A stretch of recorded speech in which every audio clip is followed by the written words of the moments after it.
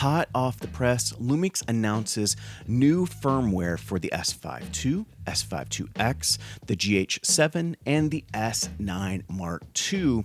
And I've had the fortunate opportunity to have this on my S5 iiX a little bit early, and so I want to talk to you guys today about what you can expect from this new firmware update.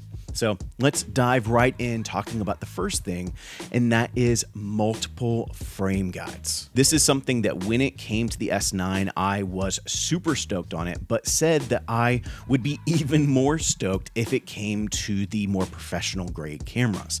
And now it is. Now, another thing that comes with this update is the implementation of MP4 Light. If I want just a quick social media post, but a high quality image, I'm most likely using MP4 Light. It just creates so much of a faster workflow for those projects where you don't necessarily need to spend time color grading. You just want to crank out posts. Then you can utilize MP4 Light with real-time LUT, and it just is a game changer. And so I'm really happy to have that available in my camera. The next thing that comes with this update is full integration with Lumix Lab.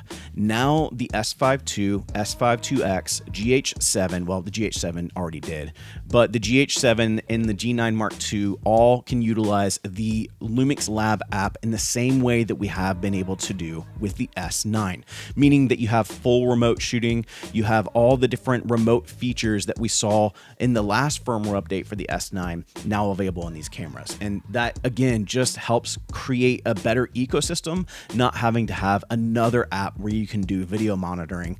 You can do all of that in the Lumix Lab app. And so those are some of the more key elements of this firmware update, but there's a couple of other added features for this unification firmware update. One is going to be the implementation of both hybrid and crop zoom. If you're not familiar, hybrid zoom gives you the ability to utilize a digital zoom feature using the zoom ring of your zoom lens that's on your camera. And this should work with all first-party L-mount lenses. And then crop zoom is a digital zoom feature that you can utilize on both zoom lenses as well as prime lenses. The other thing is you do have some improved autofocus tracking that we've seen in the S9, I believe in the GH7, maybe even the G9 Mark II, but they're basically unified across all phase detect autofocus cameras at this point. Again, overall, this is going to be a unification firmware update, but let's open this up for discussion. What do you guys think about this firmware update? Are you excited about these features coming to the S5 iiX, S5 II, and the GH7 and G9 Mark II? Are you excited about these features? Are you not excited about these features? Let me know in the comments below. As always, thank you for joining. Go and find your journey. Go embrace life.